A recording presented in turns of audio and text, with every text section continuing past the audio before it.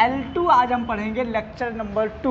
L1 में बहुत सा बेसिक्स है। पहले लेक्चर में सिर्फ क्या है, व्हाट इज़ लिविंग। पहले लेक्चर में सिर्फ हमारा एक ही क्वेश्चन कवर हुआ है, 10-15 मिनट का वीडियो है, जीव क्या है। पहले लेक्चर में कवर क्या हुआ था, जीव क्या है। तो व्हाट इज़ लिविंग, जीव क्या होता है। ग्रोथ, बोलो, रिप्रोडक्शन, मेटाबॉलिज्म, सेलुलर रिप्रेजेंटेशन और कॉन्शियसनेस। इन पांचों में कौन से कैरेक्टर्स ऐसे थे जो ये प्रूव नहीं करते कि ये लिविंग है। ग्रोथ और रिप्रोडक्शन। ग्रोथ क्यों नहीं करता, और एक इंटरनल, एक्सटर्नल वाला रिप्रेजेंट नहीं करता, इंटरनल वाला करता है। और रिप्रोडक्शन में कुछ लिविंग्स होते हैं जिनमें रिप्रोडक्शन नहीं होता है। क्लियर हुआ। चलिए, तो ये हमारा हो गया है जीव क्या है। आज हम देखेंगे बढ़िया से स्टार्टिंग से, है ना, कि बेसिक कैरेक्टर, मतलब कि आप ये मानिए कि जब आप प्लांट डाइवर्सिटी, मेन जो चीज़ें स्टार्ट हो रही है ना वो आज ही स्टार्ट हो रही हैं। अब मैं तुम लोगों को बता दे रहा हूँ कि ये पूरा चैप्टर मैंने आज ही नाइट में देख के आया हूँ ना, तो 2011 में इस क्वेश्चन से, इस चैप्टर से 27 क्वेश्चन आया था। कितना इमेजिन कर पा रहे हो, एक ही चैप्टर से 27 क्वेश्चन, मतलब कितने मार्क्स का पता है। इंटू 4 करो, 7 चौक 28 की 8 सिलाई 2, 4 दूनी 8, 2 10। सोचिए ना, 360 नंबर में एक ही चैप्टर से 108 नंबर का आया है। एक चैप्टर ये कर लो, अब दो एक चैप्टर और कर लेना, हो गया नर्सिंग में सिलेक्शन। समझ गए। तो लेकिन मतलब ये है कि एवरेज तो भी आप 20 से 18 मान सकते हो।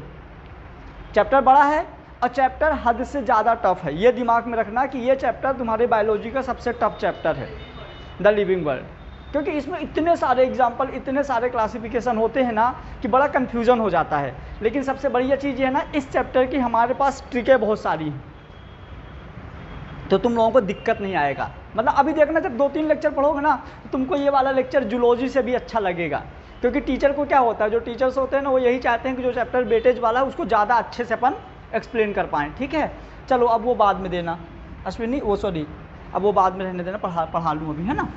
आ जाइए, तो आज हम देखेंगे कि द लिविंग वर्ल्ड, मतलब कि बेसिक कैरेक्टर्स क्या हैं। Basic character and the sense कि यदि हमारी पूरी दुनिया में जो प्लांट की कहानी है, किसकी कहानी है, पूरी दुनिया में जितने प्लांट या पेड़ पौधों की अरे यार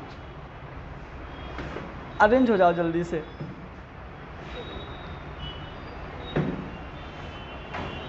करें शुरू। पूरी दुनिया में जो पेड़ पौधों की कहानी है, ठीक है, जो पेड़ की कहानी है वो क्या है, अपन पढ़ेंगे इस पे। अब सीधी सी बात है, यदि किसी मतलब प्लांट को आप डिस्कवर किए हो, तो प्लांट को मतलब जैसे मान लो किसी प्लांट से आप फर्नीचर बना रहे हो, या किसी प्लांट से आप फ्रूट्स खा रहे हो, या किसी से वेजिटेबल या कुछ भी यदि आप कर रहे हो, तो सबसे पहले उसका बेनिफिट लेने से पहले उसके बेसिक पे जाना पड़ेगा कि वो उगा कैसे, आप उसको पहचानोगे कैसे, उसका नाम क्या है। किसी भी पेड़ को आप करने के लिए सबसे पहले क्या क्या देखोगे, वो पहले तो उसको सबसे पहले पहचानोगे कि वो है कहाँ, फिर सेकंड उसका नाम क्या है, थर्ड उसके बेसिक कैरेक्टर्स कैसे दिखते हैं कि आप मतलब उसको कैसे काट लोगे, उसका पत्ती काम की है कि फल काम का है कि पेड़ काम का है। बहुत सारे पेड़ होते हैं, जैसे आम का पेड़ हो गया, उसका फ्रूट्स काम का आता है। जैसे मान लो कि बहुत सारे प्लांट ऐसे हैं, जैसे यूकेलिप्टस हो गया, उसका स्टेम काम आता है फर्नीचर के लिए। जैसे गेहूं है, उसके बीज काम आते हैं। तो अलग अलग प्लांट्स की अलग अलग चीज़ें अपने को काम आती है। तो इन सारी चीज़ों को स्टडी करेंगे हम साइंटिफिक तरीके से कि कौन सा साइंटिस्ट इसके बारे में क्या क्या चीज़ें बताया। तो सुनो, जो बेसिक कैरेक्टर्स है, बेसिक कैरेक्टरशिप मतलब ये है कि जितने भी प्लांट्स हैं उन सब प्लांट का बेसिक चीज़ें क्या हैं, मतलब प्लांट पढ़ने से पहले उसके क्या क्या नियम हैं, क्या क्या रूल अप्लाई होते हैं प्लांट पढ़ने से पहले। तो सबसे पहले हम देखेंगे कि प्लांट के लिए एक टर्म होता है टैक्सोनॉमी। क्या टर्म होता है, एक वर्ड है टैक्सोनॉमी। देखो, टैक्सोनॉमी एक वर्ड है। अब पता है इसमें जैसे टैक्सोनॉमी है ना, तो टैक्सो मतलब होता है अरेंजमेंट,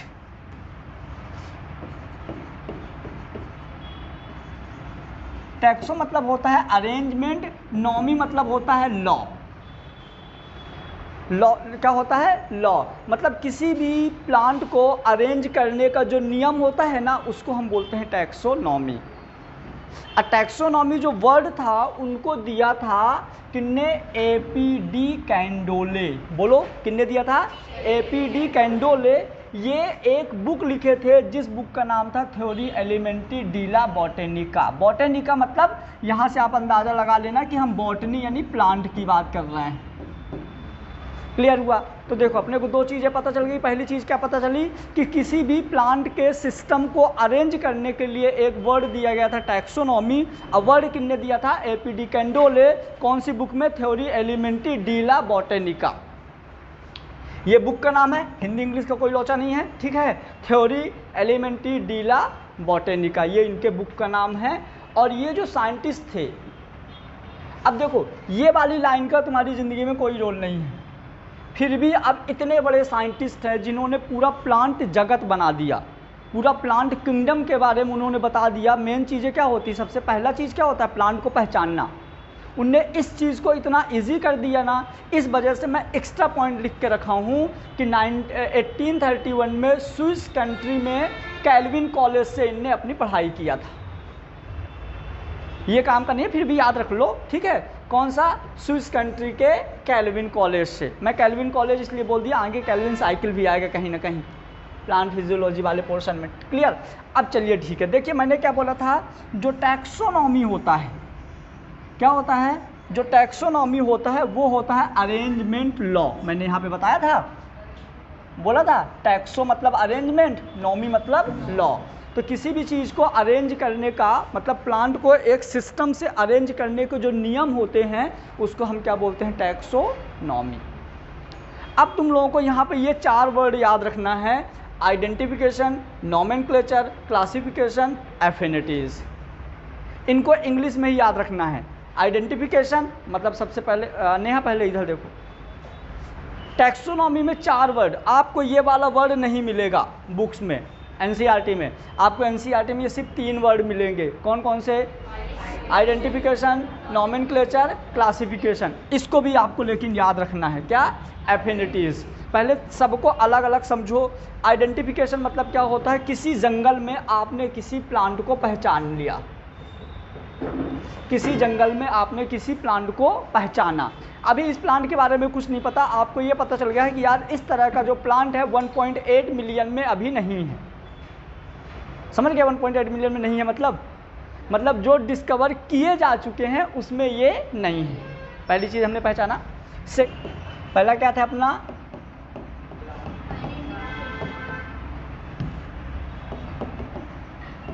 आइडेंटिफिकेशन, फिर नोमेनक्लेचर, फिर क्लासिफिकेशन, फिर फोर्थ नंबर हमारा क्या था? एफिनिटीज़। अब देखो इनमें सबसे पहले मैंने क्या बोल दिया कि आइडेंटिफिकेशन मतलब कि सबसे पहले अपन ने किसी न्यू प्लांट को आइडेंटिफाई किया। क्या किया? न्यू प्लांट को आइडेंटिफाई किया, फिर उसका हम नाम देंगे। अब नाम मैंने क्या बोला कि जब हम नाम देते हैं तो दो तरीका नाम को होता है। जैसे हम लोगों का नाम होता है, देखना सबके नाम के पीछे सरनेम लगा हुआ है। भूपेंद्र सिंह, जैसे आम का मैंजीफेरा इंडिका, क्या करेंगे? आइडेंटिफाई। क्या करेंगे? चीज़ों को मतलब आइडेंटिफिकेशन के लिए देखो यहाँ पे दिया हुआ है सिस्टम। अब सिस्टम मतलब क्या होता है? रूल्स। आप न्यू प्लांट को डिस्कवर कर रहे हो तो क्या रूल्स है, जो कि मतलब दुनिया में हर एक चीज़ बिना रूल के नहीं चलती है। यहाँ तक कि यदि हम बात करें कि यदि आप कोई न्यू प्लांट उगा रहे हो उसका भी एक रूल होता है, ठीक है। आप खेत बनाओगे, बीज डालोगे, कोई न्यू एनिमल्स भी यदि आ रहा है उसका भी एक रूल्स होता है। तो ऐसे प्लांट्स के लिए जो रूल दिया गया था, एक को बोला गया था सिस्टेमिक, एक को क्या बोला गया था? सिस्टेमिक पहले बोला गया था। फिर उसके बाद एक और नाम दिया गया जिसको हमने बोला न्यू सिस्टेमिक। यहाँ पे आपको कहीं ऐसा भी लिखा मिल जाएगा, ठीक है। यहाँ पे मतलब आपको दोनों स्पेलिंग मिल जाएगी, ये भी मिल जाएगी, ये भी मिल जाएगी। तो अच्छा ये लिखा तो है ना। तो हम इसको क्या बोलेंगे? सिस्टेमिक। तो देखो ओल्ड सिस्टेमिक मतलब सिस्टेमिक, न्यू सिस्टेमिक मतलब न्यू सिस्टेमिक। अब देखो सबसे पहले जो रूल दिया गया था, जैसे मान लो कोई प्लांट डिस्कवर किया गया, सब तो हमेशा याद रखना कि जो नया रूल आता है ना, पहले वाले रूल में कुछ मॉडिफाइड करके देते हैं। जो न्यू रूल्स आता है पहले वाले में कुछ ना कुछ मॉडिफाइड कर देते हैं। तो सबसे पहले क्या किया गया 1735 में, 1735 में लीनियस करके, ये मेरे फेवरेट साइंटिस्ट हैं, कहीं पे लगे होंगे, नहीं लगवाए थे क्या? हैं? नहीं है, मिस हो गए, कोई नहीं। ये मेरे फेवरेट साइंटिस्ट है, एक लीनियस, दूसरे विलियम हार्वे, दोनों मेरे फेवरेट। विलियम हार्वे तो होंगे, एंटोनी लैवोसियर, वो भी नहीं। अरे यार ये लोग तो चीटिंग कर दिए। ठीक है, चलिए। तो एक मतलब 1735 में लीनियस ने जो प्लांट डिस्कवर किया था, उस प्लांट का सिर्फ मॉर्फोलॉजिकल कैरेक्टर देखा था। लीनियस ने जिस प्लांट को डिस्कवर किया था उसका सिर्फ क्या किया था, मॉर्फोलॉजिकल कैरेक्टर। मॉर्फोलॉजिकल कैरेक्टर में क्या क्या कैरेक्टर आएंगे, तो आप रूट बता सकते हो, स्टेम बता सकते हो, लीफ बता सकते हो, ठीक है। देखो यहाँ पे तो मतलब ओल्ड सिस्टेमिक में, ओल्ड सिस्टेमिक को हम सिस्टेमिक बोलेंगे 1735। डेट याद रखना, स्टार्ट कहाँ से हो रहा, 1735, कहाँ तक जाएंगे ये देखना। अभी आगे हम बहुत मतलब ये सब इंटरकनेक्टेड रहेंगे, क्लियर। तो लीनियस ने दिया था, जिनने क्या किया था, मॉर्फोलॉजिकल कैरेक्टर दिया था। लेकिन यहाँ पे कुछ प्लांट्स ऐसे होते हैं जो बाहर से तो लगभग सेम दिखते हैं, लेकिन उनका इंटरनल जो कैरेक्टर्स है वो डिफरेंट हो जाते हैं। ऐसा नहीं है कि एकदम 100% सेम दिखते हैं, फिर भी बहुत सारे प्लांट्स सेम दिखते हैं। जैसे वो जो आम का पेड़ होते हैं ना, जो बहुत हैवी वाले नहीं, जो कलमी आम होते हैं, जो वो आम, और एक अशोक का पेड़ होता है ना, ओक का, उन दोनों का सब कुछ से। अरे यार क्या हो गया, बात नहीं करो, है ना। ये एक्सटर्नल कैरेक्टर दिया गया था, मॉर्फोलॉजिकल कैरेक्टर मैंने अभी बता दिया क्या क्या आया था। इसके बाद, इसके जस्ट बाद एक और नियम दिया गया था, देखो, लेकिन इसमें बहुत टाइम लगा दिया गया, इसके बीच में बहुत कुछ हो गया है। हेलो, ओल्ड मतलब जो पहले नियम दिया गया था और जो न्यू नियम दिया गया है, जो मैं बात बोल रहा हूँ ध्यान से सुनना, इनके बीच में काफ़ी टाइम वेस्ट हो गया है। इसके बीच में बहुत सारी चीज़ें आ चुकी हैं, क्या आई हैं हम आगे देखेंगे, क्लियर। तो यहाँ पे जो न्यू नियम दिया गया था, न्यू सिस्टेमिक दिया गया था, जूलियन हक्सले ने दिया था। सुनो मेरी बात, एक चीज़, पावरफुल साइंटिस्ट ये हैं, पावरफुल साइंटिस्ट ये हैं, लेकिन जब एग्ज़ाम में आता है तो आंसर ये जाता है। पता है क्यों ऐसा होता है? क्योंकि 90% बच्चा इसको रटा रहता है। कभी कभी तो ऐसा होता है बच्चा क्वेश्चन भी नहीं पढ़ता, लीनियस, जो पुरानी बुक्स के क्वेश्चन है ना, सही भी जाता है, लेकिन अब एग्जामिनर समझ गया अपन लोगों की मेंटेलिटी, तो अब वो क्या करता है कि ऐसा कुछ देता है, क्योंकि ये सब लिखना पड़ेगा बोर्ड में। आइए, अब यदि हम बात करें जूलियन हक्सले के बारे में बता दिए, समझना मेरी बात, इन्होंने तो एक्सटर्नल कैरेक्टर तो दिया ही दिया था। ये ज़्यादा बेटर क्यों हुआ, सुनो, इनने ज़्यादा बेटर नाम दिया है, लेकिन ज़्यादा पावरफुल लीनियस ही हैं। अभी मैं इनकी कहानी सुनाऊंगा तो बताऊंगा, क्लियर। इन्होंने क्या किया, साथ में एम्ब्रियोलॉजिकल और एनाटॉमिकल कैरेक्टर दे दिया। क्या दे दिया, एम्ब्रियोलॉजिकल और एनाटॉमिकल कैरेक्टर। हमको मॉर्फोलॉजिकल कैरेक्टर तो सब बच्चों को ज़्यादातर पता है कि मॉर्फोलॉजी क्या होता है, जो बाहर से दिखता है। जैसे यदि हम बात करें पीला मैंगो और पीला संतरा, दोनों में डिफरेंस हमको पता है, पता है ना, क्या संतरा छील के खाते हैं वो ऐसी, क्या डिफरेंस है दोनों में बताओ। हाँ, उसमें भी तो होता है, छोटे होते हैं, मतलब पहचान तो लोगे ना, ना पहचानो तो ठेले में जाके छू सकते हो। अभी तो आम भी रखे किसी किसी में, ठीक है। आओ, तो यहाँ पे देखो एक्सटर्नल कैरेक्टर तो सबको पता है। अब हम बात करेंगे एम्ब्रियोलॉजिकल कैरेक्टर। एम्ब्रियोलॉजिकल कैरेक्टर क्या होते हैं, ध्यान से सुनो, मतलब कि इनका एम्ब्रियोलॉजिकल कैरेक्टर की बात कर रहा है सीड डेवलपमेंट। किसकी बात कर रहा है, सीड डेवलपमेंट। अब सीड डेवलपमेंट मतलब कैसे, तो सीड डेवलपमेंट में उनके अंदर सीड में जो भी होता है, जैसे डबल फर्टिलाइजेशन, दोहरा निषेचन, पोलर न्यूक्लियाई, एग सेल, मतलब कि जो मतलब उसका फर्टिलाइजेशन या पॉलिनेशन वाला जो प्रोसेस है, वो भी यहाँ डिस्कवर किया गया था एम्ब्रियोलॉजिकल कैरेक्टर में। अभी हम एक क्लासिफिकेशन पढ़ेंगे, नेचुरल और न्यूमेरिकल क्लासिफिकेशन, तो इसका वहाँ पर डिस्कस करेंगे। उसके बाद एनाटॉमिकल कैरेक्टर मतलब क्या होता है, एनाटॉमी मतलब जैसे हम लोगों की जो हड्डियाँ होती हैं, कितनी हड्डियां हैं, कौन सी छोटी है कौन सी बड़ी है। ऐसे प्लांट में एनाटॉमी के बारे में डिस्कस किया जाता है, उसका टिश्यू। क्या डिस्कस किया जाता है? टिश्यू। मतलब कि टिश्यू मतलब क्या कि उसके अंदर पैरेनकाइमा, क्लोरेनकाइमा, स्क्लेरेनकाइमा किस टाइप का टिश्यू है, ये डिस्कस किया जाता है। Parenchyma, sclerenchyma, collenchyma, normally 3 types के हैं ये एनिमल, वो आगे टॉपिक में है। तो एनाटॉमिकल कैरेक्टर मतलब उसके अंदर की चीज़ें। अब आ जाओ एक बार इन तीनों को फिर से सुनो। एक्सटर्नल कैरेक्टर मतलब क्या? बाहर से। एम्ब्रियोलॉजिकल कैरेक्टर मतलब क्या? सीड डेवलपमेंट वगैरह। एनाटॉमिकल मतलब उसका टिश्यू, अंदर का, प्लांट के अंदर का, मतलब सीड को छोड़ के बाकी चीज़ें अंदर का, जाइलम, फ्लोएम, है ना, फ्लोएम, पैरेनकाइमा, ये सारी चीज़ें हम कहाँ पे डिस्कस करेंगे? एनाटॉमिकल में। अब आओ कुछ चीज़ें हैं।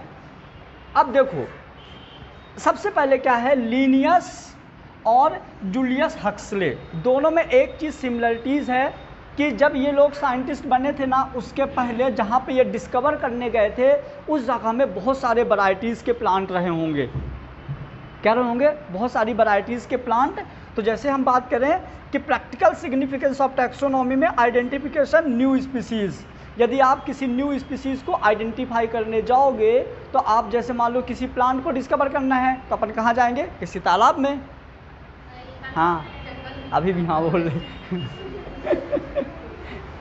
किसी प्लांट को डिस्कवर करना है, न्यू प्लांट को, तो अपन कहाँ जाएंगे? तालाब में, जंगल में। ठीक है, तो हम उसको बोलेंगे ट्रॉपिकल, मतलब मैक्सिमम डाइवर्सिटी जो है, मैक्सिमम डाइवर्सिटी कहाँ होती है?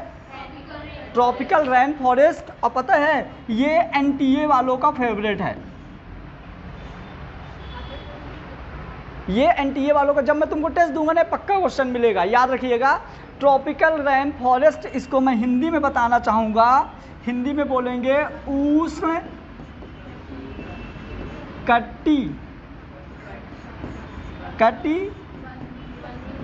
कटिबंधीय वर्षा वन। ठीक है, उष्ण कटिबंधीय वर्षा वन, जहाँ पे सबसे ज़्यादा टाइप्स के प्लांट्स पाए जाते हैं।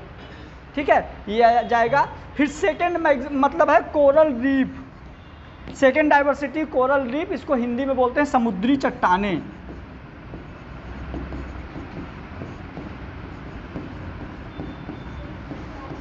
समुद्री चट्टानें।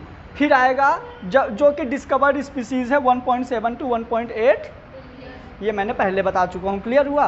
तो देखो अभी यहाँ पे अपने को 3 चीज़ें पता चल गई कि जब हम प्लांट का डिस्कवर करते हैं तो सिस्टम 2 टाइप्स के हैं, एक ओल्ड जिनको 1735 में किसने दिया था? लिनियस ने। एक न्यू है जिसको जूलियस हक्सले ने कब दिया था? 1940 में दिया था।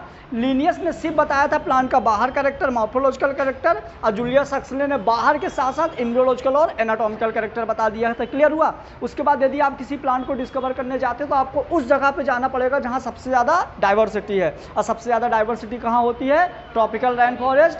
सेकेंड नंबर पर कहाँ होती है? Coral reef. क्लियर हुआ? और डिस्कवर्ड स्पीसीज इतनी है टोटल 1.7 to 1. यहाँ पे तुमको पता है एक चीज़ मैं बताता हूँ, जो बच्चे अभी पेपर सॉल्व कर चुके हैं उनको पता होगा, ये भी क्वेश्चन आ चुका है, ये भी आ चुका है, ये भी आ चुका है, ये भी आ चुका है, ये भी आ चुका है, ये सारे क्वेश्चन नीट में आ चुके हैं। मतलब ये पूरा टेबल नीट के लिए इम्पोर्टेंट है। आपको पता है कि इस पूरे मतलब टेबल में आपको सारे के सारे पॉइंट याद हो चुके हैं और इजी भी है, ऐसा नहीं है। ठीक है, systemic, new systemic, maximum diversity, ये सारी चीज़ें। अब एक चीज़ और सुनो, थोड़ा सा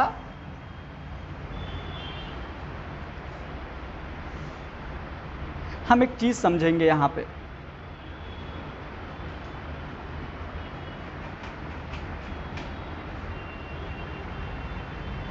देखिए अपने को यहाँ पे ये समझना है, ये मान लीजिए कि ऐसे समझ लो, काहे का पेड़ बना दूँ? मिर्ची ले लो, ये क्या ले लिए अपन? ये मिर्ची ले लिए, और हम यहाँ के आके और यहाँ पे क्या ले लिए? चीनी। चीनी का पेड़ कहाँ से होता है?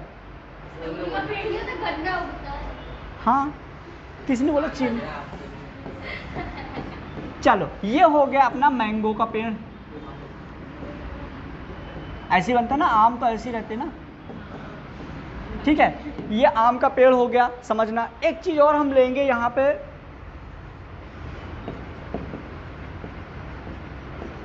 अमोइबा, और यहाँ हमने ले लिया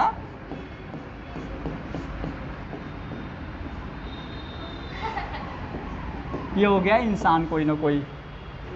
क्लियर हुआ? समझो मेरी बात ध्यान से। ये हो गया क्या, अमोइबा, मतलब कि एनिमल किंगडम का सबसे लोअर, ये ह्यूमन, मतलब मान लो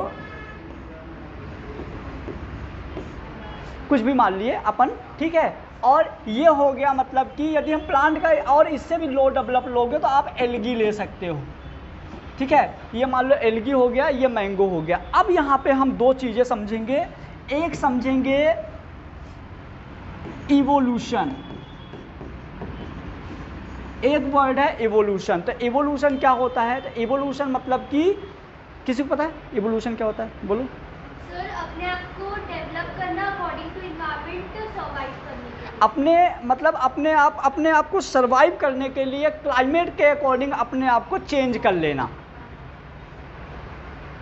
अपने आप को डेवलप करने के लिए क्लाइमेट के अकॉर्डिंग अपने आप को चेंज कर लेना। मतलब जो लिविंग ऑर्गेनिज्म होता है अपने आप को क्लाइमेट में एडप्ट करता है, समझ गए? तो मतलब कि स्टार्टिंग में देखो एल्गी था, एल्गी का पेट नहीं भरा तो एल्गी ही मैंगो बना है, आप याद रखिएगा, इन्हीं में डेवलप हुआ है, ठीक है। पहले मतलब कि एसेक्सुअल था, फिर सेक्सुअल था, स्पोर बने, धीरे धीरे डेवलप होते होते क्या बन गया, मैंगो। ऐसे यहाँ से सेम टू सेम, क्योंकि आप सबको क्लासिफिकेशन पढ़ा है, पता है। तो ये जो लोअर प्लांट्स और लोअर एनिमल्स हैं, इनमें जो नेचर है उसका एडेप्टेशन होता गया और डेवलप होते गए हैं, मतलब कि हमको क्या मिल गया, एवोल्यूशन। इसीलिए मैं आज भी बताता हूँ कि कुछ एल्गी ऐसे हैं जहाँ पे क्लोरोफिल ए पाया जाता है, और प्लांट में तो क्लोरोफिल पाया ही जाता है ए, ठीक है। मतलब आप ये मानिए कि कुछ कैरेक्टर्स इसके हैं, कुछ कैरेक्टर्स इसके हैं जो यहाँ पाए जाएंगे, और कुछ कैरेक्टर्स इसके हैं जो यहाँ पाए जाएंगे। अब तो हालांकि आप अमीबा हटा सकते हो, ठीक है, क्योंकि इसको उसमें प्रोटोजोआ में मतलब कि प्रोटिस्टा में रख दिया गया है, फिर भी हम बोलेंगे, समझो कि कुछ कैरेक्टर्स यहाँ हैं जो यहाँ आपको यहाँ मिलेंगे। जैसे देखो, मैं अब तुम लोगों के मन में आ गया होगा अमीबा का हम पे कौन सा कैरेक्टर मिलता है। याद रखो, कनेक्टिव टिश्यू में पढ़ाए थे मैक्रोफेज सेल। मैक्रोफेज सेल क्या काम करती है, फैगोसाइटोसिस का। ये क्या करता है, फैगोसाइटोसिस। तो समझ गए, मतलब जितने भी हैं उन सब में जो एवोल्यूशन हुआ है ना, वो एडप्ट किए हैं नेचर को। क्या किए हैं, एडप्ट किए हैं। हो सकता है आगे आने वाले टाइम पे ये नेचर कुछ ऐसा हो जाए कि हम सब लोग ना रहें, कोई नया ऑर्गेनिज्म बन सकता है, ऐसा एवोल्यूशन में सिखाया गया है, मैं बताऊंगा। तो हमारा जो एवोल्यूशन, अब ये जो एवोल्यूशन हुआ है ना, ये क्वेश्चन बहुत बार आता है कि किस में चेंजिंग हुई है, किस चीज़ में ऐसा, मतलब कि इसके किस चीज़ में ऐसा चेंजिंग हुआ कि ये बना, इसके किस चीज़ में ऐसा चेंजिंग हुआ कि ये बना। पता किसी के, उनके जीन में जो एडेप्टेशन होता है वो हमेशा, जो हम पे एडेप्टेशन हुआ है ना, वो मतलब हमारे बच्चों पे और बच्चों पे और बच्चों पे जो नेक्स्ट जनरेशन पे जाता है, उसका मीडियम क्या होता है, जीन। मतलब कि ये जेनेटिक्स, मतलब याद रखिएगा कि जो लो डेवलप ऑर्गेनिज्म से हायर डेवलप ऑर्गेनिज्म बनता है, उसमें दो चीज़ें कॉमन होती हैं, जेनेटिक्स एंड एवोल्यूशन, और ये नीट 13 का क्वेश्चन है, इसलिए मैंने इसको थोड़ा सा अच्छे से बताया हूँ कि मतलब जो हम लोग होते हैं ना, जो एनिमल्स होता है, जो प्लांट्स होता है, वो अपने क्लाइमेट के अकॉर्डिंग अपने आप को चेंज कर लेता है।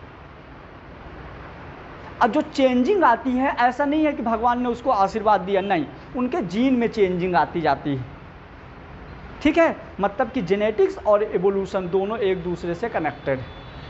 अब एक रीजन, यदि कोई ऑर्गेनिज्म अपने आप को चेंज नहीं किया तो उसके साथ क्या होगा, और वो विलुप्त हो जाएगा। यदि कोई ऑर्गेनिज्म अपने आप को इन्वायरमेंट में नहीं ढाला, मान लो उसमें कोई चेंजिंग ऐसी नहीं हुई, तो क्या हो जाएगा, मर जाएगा, सीधी सी बात है। डायनासोर उसका एग्जाम्पल है। तो ये हो गया हमारा, मैं सिर्फ ये पॉइंट समझाने के लिए इतनी चीज़ें बताया था। देखिए एक पॉइंट लिखा हुआ है नीचे, इंटर रिलेशनशिप मोर इम्पोर्टेंट और है ना, मोर इम्पोर्टेंट और जेनेटिक एंड इवोल्यूशन, मतलब आपको जेनेटिक्स और इवोल्यूशन के बारे में पता होना चाहिए इस चैप्टर को पढ़ने के लिए, क्योंकि पता है इस चैप्टर का नाम भले प्लांट डाइवर्सिटी है लेकिन हम पूरे चैप्टर में इवोल्यूशन पढ़ते हैं। क्योंकि मैं इस चैप्टर में तुम लोगों को एक चीज़ बताऊंगा, जब मैं बैक्टीरिया में मतलब कि अपन जब बैक्टीरिया पढ़ाएंगे ना, आर्की बैक्टीरिया, यू बैक्टीरिया, तो लास्ट का इसका नेक्स्ट क्लास के पहले वाले से मिलेगा, हमेशा याद रखना। जो पहले जैसे मोनेरा का लास्ट क्लासिफाइड जो है वो प्रोटिस्टा के पहले वाले से मिलेगा, प्रोटिस्टा का लास्ट वाला जो है माइकोटा के पहले वाले से मिलेगा, ऐसा मतलब पूरे चैप्टर में चलेगा। मतलब ये हमारा पूरा चैप्टर एक टाइप्स का क्या होता है, एवोल्यूशन। क्या होता है एक टाइप का, एवोल्यूशन। चलिए अब अपन ना कुछ इसके रूल्स देखते हैं। पहला वाला पेज सबको याद हुआ कि नहीं? पहला वाला पेज सबको याद हो गया है। अब यहाँ पे हम देखेंगे आइडेंटिफाई तो हमने कर लिया, जिनने आइडेंटिफाई नहीं कर पाया अभी वो हार्बेरियम वगैरह जब सीखेंगे तो सीख लेना। अभी अपन देखते हैं नॉमेनक्लेचर। यहाँ पे अलग अलग साइंटिस्ट ने अलग अलग मत दिया है। तो सबसे पहले आ जाइए, बाई मतलब दो, नोमियल मतलब नाम लिखना, मतलब एक ही नाम में जब दो नाम होते हैं तो उसको बोलते हैं बाइनोमियल नोमेनक्लेचर। आगे हम और एक इसके जस्ट बाद हेडिंग है ट्राइनोमियल नोमेनक्लेचर। तो जब एक ही नाम में तीन नाम होते हैं तो हम उसको बोलते हैं trinomial nomenclature. Bhupendra Singh binomial nomenclature, Bhupendra Kumar Singh, समझ गए? Mangifera indica, Brassica oleracea botrytis, अभी नाम आएंगे सारे सारे जो बोल रहा हूँ। यदि किसी के नाम में दो नाम हैं, जेनरिक और स्पेसिफिक नाम, तो उसको बोलेंगे बाइनोमियल नोमेनक्लेचर। इसके बारे में आ जाइए। ये सारे के सारे पॉइंट एग्जाम में आए हुए हैं। गिर गया? कोई नहीं, गिरने दो। आओ अब देखो, जैसे पहला वाला पेज याद हुआ, टैक्सोनॉमी में 4 कैरेक्टर थे। न्यू ओल्ड सिस्टेमिक, हाँ वो तो ठीक है, वो तो हो गया ना। ओल्ड सिस्टेमिक, ओल्ड सिस्टेमिक कब दिया था, किसने दिया था? न्यू सिस्टेमिक गैस 1940 में, किसने? जूलियस हक्सले, याद रहेगा ना। मैक्सिमम डाइवर्सिटी सेकेंड नंबर पे। आइए अब बात करेंगे गैस्पार्ड बाउहिन। गैस्पार्ड बाउहिन ने पाइनेक्स 1596, ठीक है, याद रखना। और मतलब सुनो, गैस्पार्ड बाउहिनी ने रूल दिया था, याद रखिएगा। गैस्पार्ड बाउहिनी जो थे साइंटिस्ट, इन्होंने बाइनोमियल रूल दिया था, यूज नहीं कर पाए थे। बोलना और करने में डिफरेंस होता है। इनने बोल दिया लेकिन इनने करके दिखाया, तभी तो मैं, ये मेरे फेवरेट हैं। यूज बाइनोमियल नोमेनक्लेचर, लीनियस ने क्या किया था? यूज किया था, याद रखना। बाइनोमियल मतलब समझ गए ना, दो नाम रहेंगे। अब इसके बाद देखो, इसीलिए हम लीनियस को ही बोलते हैं also called the founder of, इसे हम लीनियस को बोलते हैं फाउंडर, है ना। अब एक चीज़ और देखो, जो बाइनोमियल नोमेनक्लेचर है, जैसे मान लो कि हम बोलें कि टाइगर, क्या बोलेंगे? Panthera tigris. हम बोले मैंगो, मैंजीफेरा इंडिका। तो जो बाइनोमियल नोमेनक्लेचर दिया गया था, तो जो प्लांट के लिए दिया गया था, तो स्पीसीज प्लांटेरम बुक नाम था उसका। क्या नाम था? और पता है ये वाले जो दोनों पॉइंट है ना, सोने से लिखना चाहिए हमेशा, मतलब ये इतने इंपॉर्टेंट है। सर बता रहा हूँ, गोल्ड की कोटिंग होनी चाहिए इनमें, बहुत इंपॉर्टेंट के लिए होगा। 1 मई 1753। दूसरा है सिस्टेमा नेचर, 1 अगस्त 1758। यहाँ पे डेट का बहुत बड़ा रोल है, याद रखना, ठीक है। ओल्ड सिस्टेमिक कब दिया गया था? 1700। न्यू, मैं बोला था इन दोनों के बीच में कुछ कहानी चलती रहेंगी, ठीक है। तो 1700, 15-20 साल बाद ये, मतलब कि पहले किसके लिए इस मतलब स्पीसीज प्लांटेरम और सिस्टेमा नेचर, याद रखना। स्पीसीज प्लांटेरम और सिस्टेमा नेचर, इनको देख के डरने की ज़रूरत नहीं है, याद रखना। जो टैक्सोनॉमी वर्ड था एपीडी कैंडोले ने दिया था, थ्योरी एलिमेंटी डीला बॉटेनिका में, किनमें थ्योरी एलिमेंट्री डीला बॉटेनिका। उसके बाद जो गैस पार्ट बहुनी थे पाइनेक्स थिएटर बॉटेनिका। फिर उसके बाद प्लांट के लिए जो नाम दिया गया था स्पीसीज प्लांटेरम और एनिमल के लिए दिया गया था सिस्टेमा नेचर 1 मई 1753 1 मई 1758। ये दोनों बुक्स का नाम है, याद रखिएगा, है ना। अब एक चीज़ और, ये जो बुक्स दिया गया है स्पीसीज प्लांटेरम और सिस्टेमा नेचर, इनमें लिखा क्या है? इतनी इंपॉर्टेंट बुक्स क्यों है और इनमें लिखा क्या है? पता है क्या लिखा है इनमें? पढ़े हो कभी? साइंटिफिक नेम देने के रूल्स लिखे हुए हैं। यदि आप किसी का नाम दे रहे हो तो आपके ये रूल्स यहाँ पे कवर होने चाहिए, तो डरने की ज़रूरत नहीं है। हमको सिर्फ क्या चाहिए? बुक का नाम और कब दिया गया है, समझ गए? तो प्लांट के लिए कब दिया गया है? सिस्टेमा वो स्पीसीज प्लांटेरम दिया गया 1 अगस्त 1758। ये पेज याद हुआ कि नहीं? आगे करके पूछ सकता हूँ, पक्का? ठीक है, करो बस।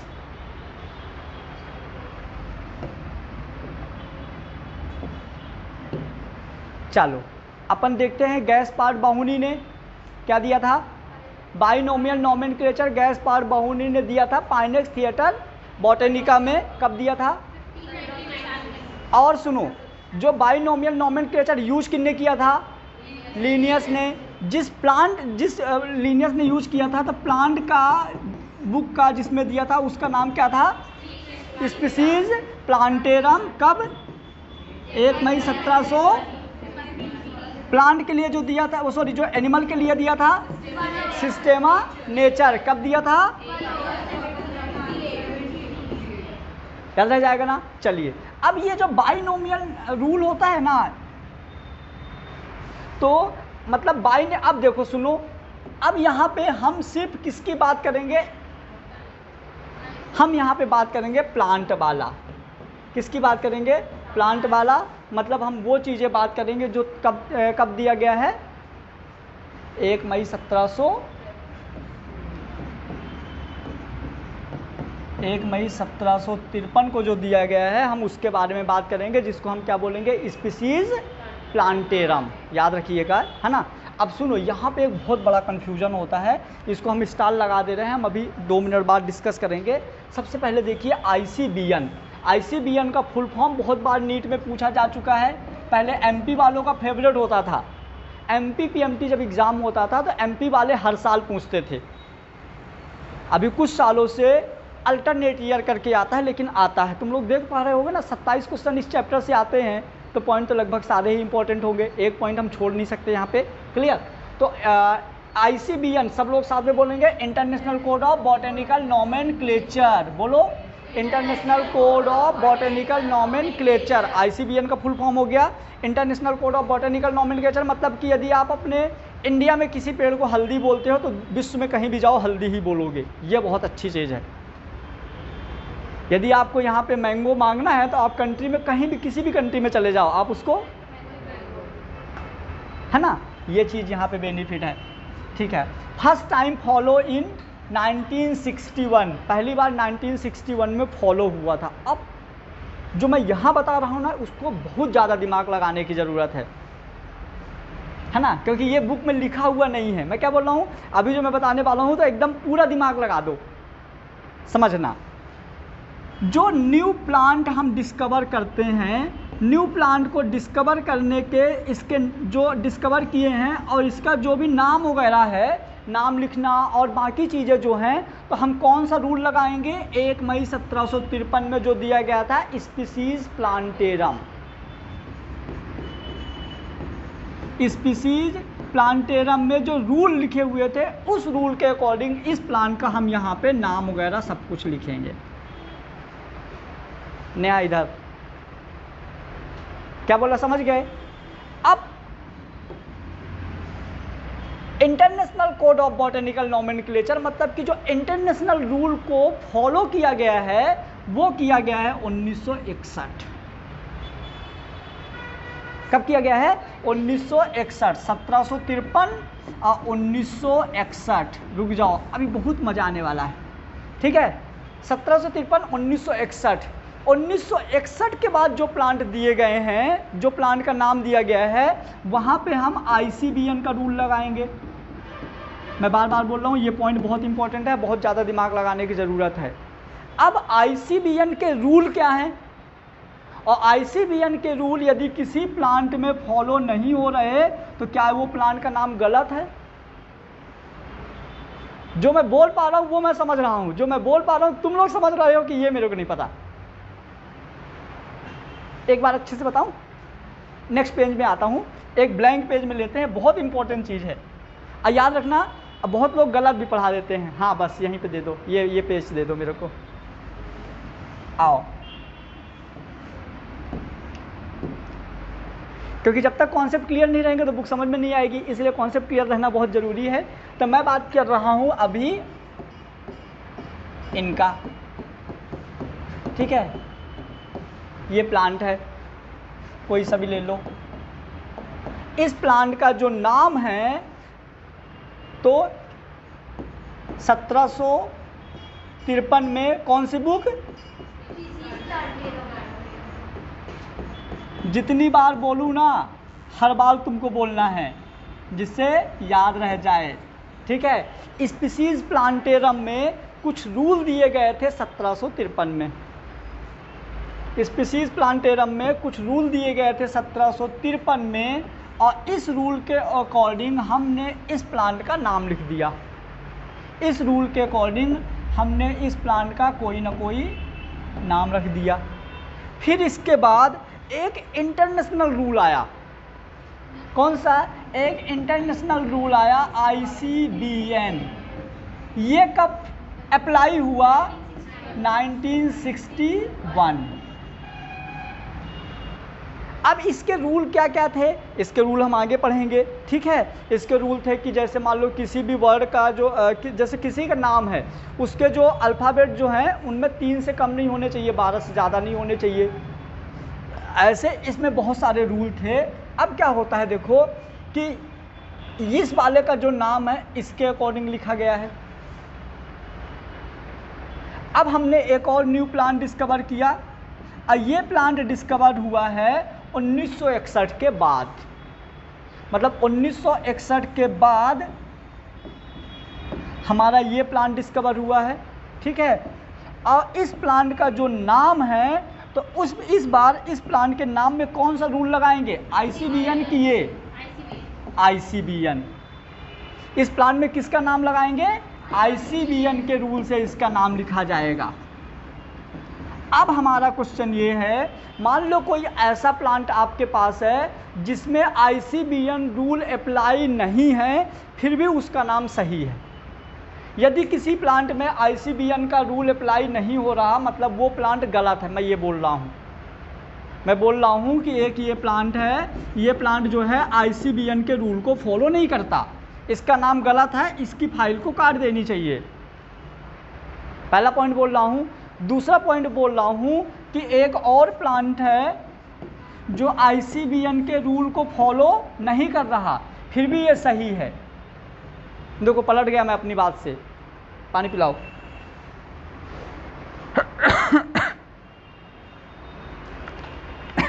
ये मेरे लिए पूरा ग्लूकोज वगैरह मिला के लाती है पानी में।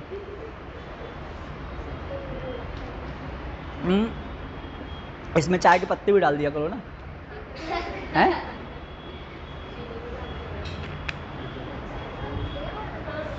मैं क्या बोला, जो पॉइंट बोला उसमें ज़्यादा दिमाग लगाने की ज़रूरत है। नेहा समझ में आया?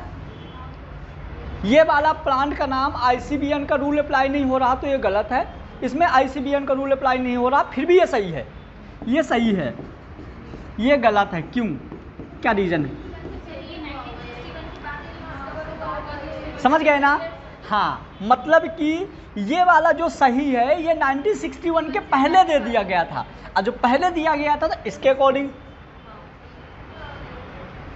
और जो ये वाला जो गलत हो गया है तो ये मतलब कि 1961 के बाद दिया गया था और इसमें रूल वैलिड नहीं हुए, इसलिए ये गलत हो गया।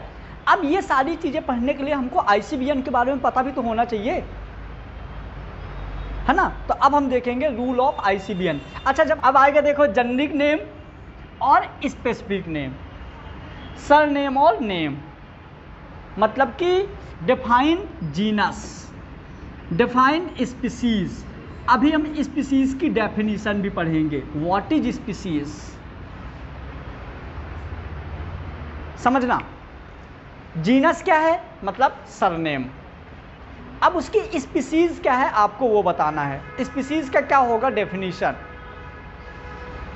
स्पीसीज का डेफिनेशन मैं एक लाइन में बोलूंगा, सिर्फ एक लाइन में। किसी को पता है क्या पहले से? What is species, what is जाति। छोटा ती आता है, बड़ा था जाति, सही लिखा था। जाति क्या है? ऐसा ग्रुप जिसमें एक ही टाइप के पर्सन। Very good. स्पीसीज मतलब होता है प्रोड्यूस सेम ऑफ स्प्रिंग। याद रखना, मजा आएगा। कभी तुम लोगों ने नहीं देखा होगा गाय के पेट से सांप पैदा हुआ। मतलब जब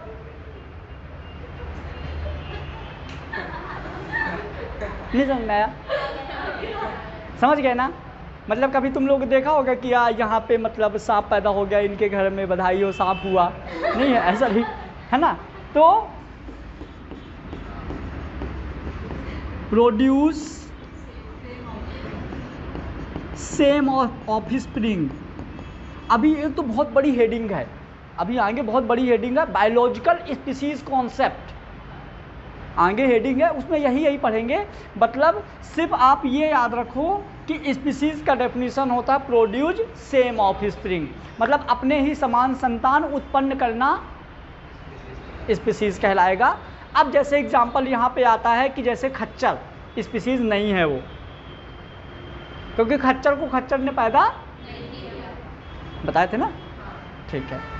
फिर अब देखिए यहाँ पे सुनो ना, यदि हम बात करें पोटैटो, तो पोटैटो की यदि हम बात करें तो सोलेनम ट्यूबरोसम। क्या? Solanum tuberosum. सोलेनम जेनेरिक नाम है और ट्यूबरोसम स्पेसिफिक नाम है। आम की बात करो तो Mangifera indica, Mangifera generic name, indica specific name. हाँ तो आने दो ना, फॉर्म वगैरह हम लोग जब भी नहीं, वो तो हम लोग लिखने का पैटर्न ही ये चीज़ है अपन लोगों में। ज़्यादातर यदि तुम लोग कभी भी ऑफिशियल एप्लीकेशन वगैरह भरोगे ना, हमेशा सरनेम पहले लिखते हैं, याद रखना। जब आप नीट का फॉर्म भरने जाओगे ना तो पहले लिखोगे सिंह भूपेंद्र। अब इसके कुछ रूल्स हैं, आपके एनसीईआरटी में और भी दिए हुए हैं, यहाँ पे कुछ रूल्स हैं, उनको अपने को देखना है। Clear? According to ICBN generic name and specific name are not same. याद रखिएगा, अकॉर्डिंग टू ICBN के अकॉर्डिंग जेनेरिक नेम और स्पेसिफिक नेम सेम नहीं हो सकते। एक और रूल है ICZN, एक और रूल हम लोग पढ़ेंगे ICZN। तो ICBN international code of botanical nomenclature, international code of zoological nomenclature, zoology वाला, ठीक है, समझ गए? तो देखो यहाँ पे पहला रूल हम कंपेयर कर लेते हैं। पहले रूल में बोला गया है कि ICBN के according generic name specific name same नहीं हो सकते, लेकिन ICZN के अकॉर्डिंग जेनेरिक नेम और स्पेसिफिक नेम सेम हो सकते हैं। नाजा नाजा, रेक्टस रेक्टस, अभी आगे आएगा। क्लियर हुआ? चलिए, अब जैसे मान लो एग्जांपल हमने बोल दिया मैंजीफेरा, ये नाम गलत है। मैंजीफेरा क्योंकि मैंजीफेरा जेनेरिक स्पेसिफिक दोनों सेम, जबकि ऐसा हो ही नहीं सकता। सेकेंड रूल, पहला वाला रूल समझ गया में आ गया। पहला रूल क्या था? जेनेरिक नेम और स्पेसिफिक नेम सेम कभी नहीं हो सकते, ठीक है। ICBN। अब हम बात करें ICZN, international code of zoological nomenclature. ये सारे के सारे पॉइंट जो है ना, एक पॉइंट भी यहाँ ऐसा नहीं है जो क्वेश्चन नहीं आ चुका, सारे के सारे पॉइंट्स के क्वेश्चन आ चुके हैं।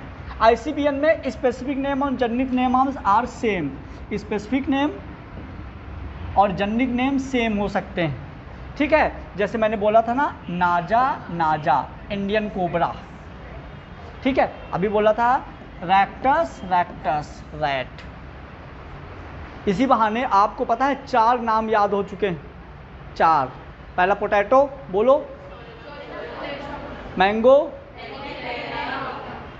कोबरा सांप, नाजा। क्लियर? 4 याद हो गए, धीरे धीरे और आगे याद करेंगे। अब देखिए यहाँ पे जो ICBM और ICJDN के अंदर जो रूल आएंगे तो वहाँ पे आएगा first letter of generic name is capital, देखिए नाजा N, and specific name is small letter, देखिए N, देखिए R, देखिए R। पहला वर्ड जो होगा कैपिटल होगा, बाकी सारे के सारे स्मॉल होंगे, ये हो गया सेकेंड रूल, क्लियर। फिर आ जाइए, but if specific name are any person so also capital letter, जैसे मान लो कि यदि ये स्पेसिफिक नेम जो है किसी पर्सन के नाम से दिया गया है, किसी इंसान के नाम से दिया गया है, तो उसको सम्मान देने के लिए, ये रियल है, उसको सम्मान देने के लिए, रिस्पेक्ट देने के लिए उसका भी हम कैपिटल लेटर में लिख देते हैं। तो ये उसका एग्जांपल है जिम्नोस्पर्म का, आइसोलेट पैटी, ये एक ऐसे ताड़ का पेड़ होता है, ताड़ का पेड़ देखे हो? ताड़ नहीं देखे? बहुत लंबा लंबा पेड़ होता है, ऊपर पत्तियां रहती हैं 150, हाँ लिप्टिस नहीं है, लिप्टिस नहीं है, नहीं देखे? पत्तियां उसकी ऐसे शर्मीली होती, ऐसे ऐसे प्लांट, मैं पेड़ हूँ, पत्तियां पहले ऊपर जाती फिर ऐसे ऐसे हो जाती हैं। अरे यार नारियल का पेड़ देखो, नारियल का होमोलोगस है, नहीं देखे हो? नारियल टाइप का ही रहता है, लंबा लंबा जाता है, लेकिन उसके फल मल नहीं से फूल जरूर आते हैं, पीले पीले 2-4। अरे यार तुम लोग बहुत मासूम हो।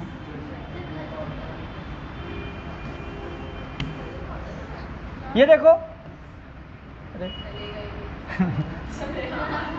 ये ऐसा रहता है ना, यहाँ पे ऊपर ऐसे झाड़ रहता है, यहाँ ऐसा ऐसा ऐसा, और यहाँ ये इसका जो इसके में बहुत कटीलेदार होता है, याद आया? मैं एक बार बैरसिया गया था, राजेश सर किधर साइड, तो मैं देखा था बहुत अच्छे से इसको पास जाके, सच में। ये जो ये स्पोर्ट आते पहले छोटा रहता, पत्तियां हैं आती हैं, तो ये एक्रोपीटल होता है, पत्ती ऊपर चली जाती है और नीचे पे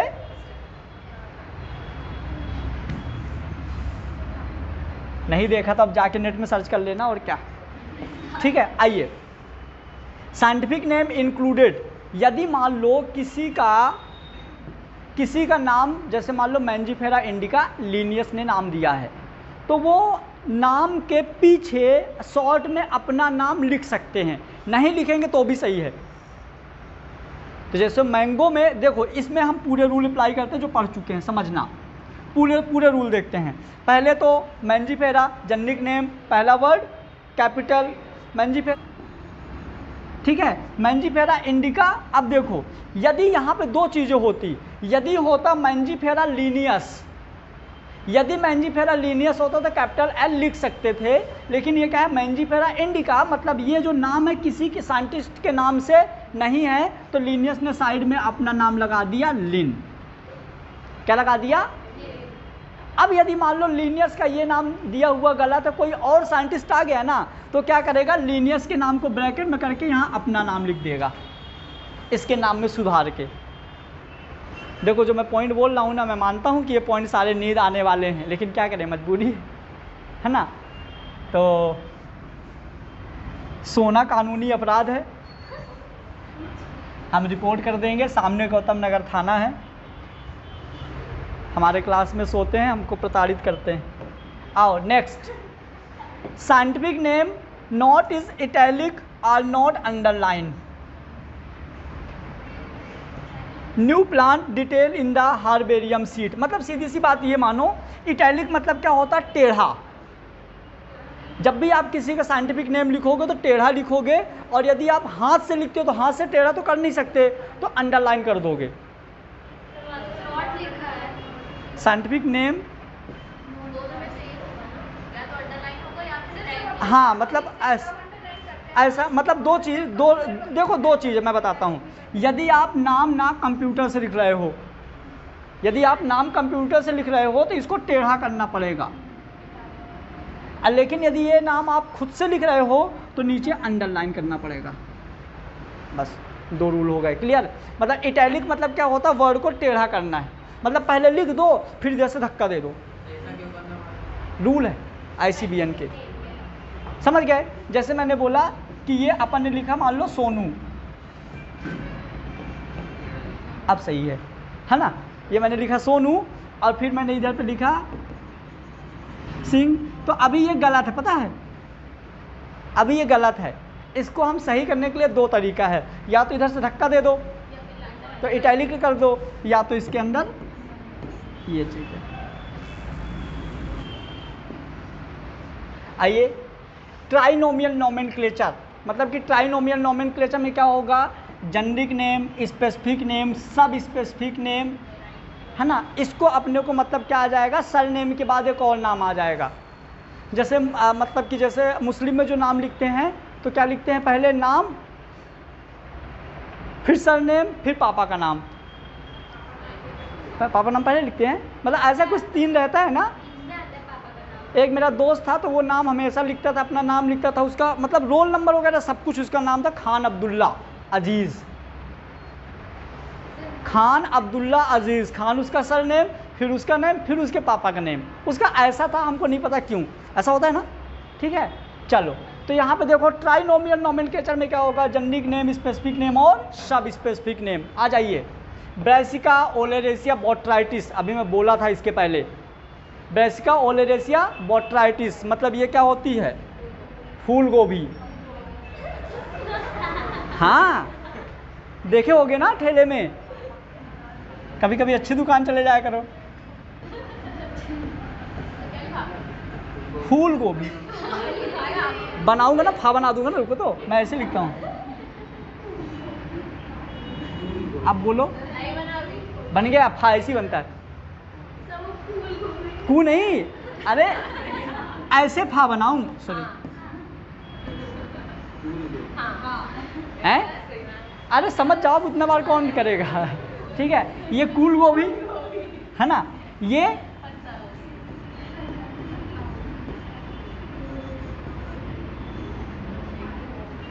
पत्ता गोभी, सही तो है? गोभी, ये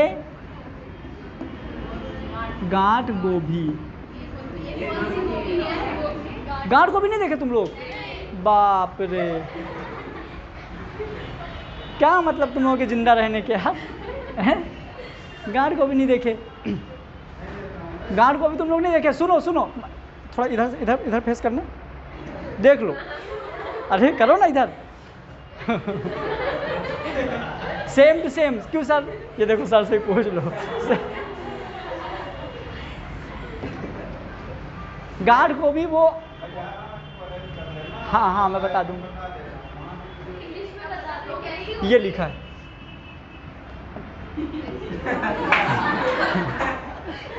ठीक है, क्या है देखो, जेनरिक नेम, स्पेसिफिक नेम और सब specific name. Generic name brassica oleracea, brassica oleracea, brassica oleracea, botrytis capitata caulorapa. मैं इतना जल्दी इसलिए बोल पा रहा हूँ क्योंकि समझ गए ना, तुम लोग भी बोलो तीनों जल्दी से। Brassica oleracea botrytis, brassica oleracea caulorapa, brassica oleracea capitata. उल्टा बोल दिया, कोई नहीं। ब्रासिका ओलेरेसिया, मेरे साथ बोलो, याद हो जाएगा। Brassica oleracea botrytis, brassica oleracea capitata, brassica oleracea caulorapa. टाटा आपा। समझ गए? ठीक है, अब देखो फूल गोभी सबको पता है अच्छे से, पत्ता गोभी पता है, गांठ गोभी। पत्ता गोभी गांठ गोभी में डिफरेंस क्या होता है? जो पत्ता गोभी होती है वो सिर्फ कपड़े पहनती है, और गांठ गोभी जो है कपड़े पहन के गांठ लगा लेती है। नहीं देखे? देखे हो ना, ऐसा रहता है। मैं दिखाता हूं ना, ऐसा।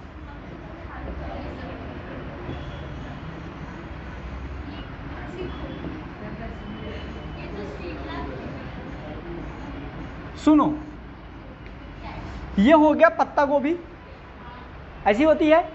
अब ये देखो, इसके अंदर पत्ता तो है लेकिन ऊपर गांठ है, और गांठ में भी गांठ बनी होती है।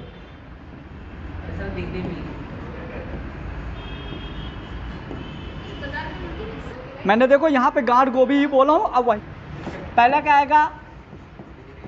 एम्पेरिकल क्लासिफिकेशन, दूसरा आएगा रोटेशनल क्लासिफिकेशन। समझना, अब क्लासिफिकेशन दो टाइप्स का है, तुम्हारे बुक्स में सिर्फ रोटेशन के लिए दिया है, एम्पेरिकल के लिए नहीं दिया, फिर भी समझ लो क्या होता है।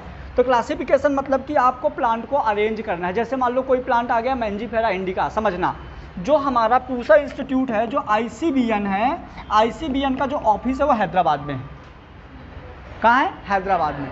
हैदराबाद में ऑफिस जो इसका ऑफिस ICBN का ये 6-7 किलोमीटर में बना हुआ है। अब 6-7 किलोमीटर में इतनी सारी बिल्डिंग है और एक पतली सी फाइल रखी है, बुक रखी है जिसमें मैंजीफेरा इंडिका के बारे में लिखा हुआ है। तुमको भेजा गया कि जाओ उसको बुक को ढूंढ के लाओ। कैसे ढूंढोगी? इसके लिए कोई नियम हो तो बढ़िया रहेगा। तो स्टडी करने के लिए एक रूल बनाया गया था जिसको हम बोले एम्पेरिकल क्लासिफिकेशन। और ये किसके 26 लेटर होते हैं ABCD के, और 26 क्लास में बांटा गया था। अब जैसे मान लो मैंने बोला मैंजीफेरा इंडिका के बारे में हमको स्टडी करना, आप यहाँ से ट्रेन पकड़िए डायरेक्ट फ्लाइट पकड़िए, बड़े लोग हैं ना अपन, फ्लाइट पकड़िए डायरेक्ट कहाँ जाइए? हैदराबाद। ठीक, अपन छोटी मोटी बात नहीं करते। ठीक, हैदराबाद अपने इंडिया भारत है ना। सीधे आप जाइए कहाँ? हैदराबाद। हैदराबाद से ऑटो पकड़िए, जो भी है ना। हाँ ठीक है, जो भी पकड़, नहीं क्या है, असलियत आई जाती है कभी न कभी। ठीक है, तो ऑटो पकड़ो और कहाँ जाओ? इसका जो भी इंस्टीट्यूट है वहाँ इंस्टीट्यूट गए गेट में। अब गेट के पास ना इतनी सारी बिल्डिंग है, कंफ्यूज हो गया कि किस बिल्डिंग में जाएं अपन मैंजीफेरा इंडिका की फाइल निकालने। तो आपको ये पता था एम्पेरिकल क्लासिफिकेशन, तो आपने इसके अकॉर्डिंग सीधे सीधे कहाँ चले गए? वो वाली बिल्डिंग जिसमें M ब्लॉक थी। 26 बिल्डिंग है वहाँ पे, सीधे कहाँ गए? M block. अब M ब्लॉक के अंदर भी 26 ब्लॉक हैं, तो M में चले गए, मतलब मैंजी हुआ MA। अब जो वहाँ कहाँ जाओ? A वाले में। फिर जैसे अपन डिक्शनरी में वर्ड ढूंढते हैं, सीधे आपको फटाफट मिल जाएगा, भटकने की जरूरत नहीं, एकदम डायरेक्ट सीधे जाओगे मिल जाएगा। तो सिर्फ स्टडी के लिए दिया गया था हमारा क्या? Empirical classification. Rotational classification 4 types का होता है जो प्लांट्स के कैरेक्टर के अकॉर्डिंग दिया गया था। पहला कौन सा आएगा? Practical classification. दूसरा आएगा आर्टिफिशियल। तीसरा आएगा नेचुरल। चौथा आएगा न्यूमेरिकल। ये 4 क्लासिफिकेशन किस में आएंगे? रोटेशन।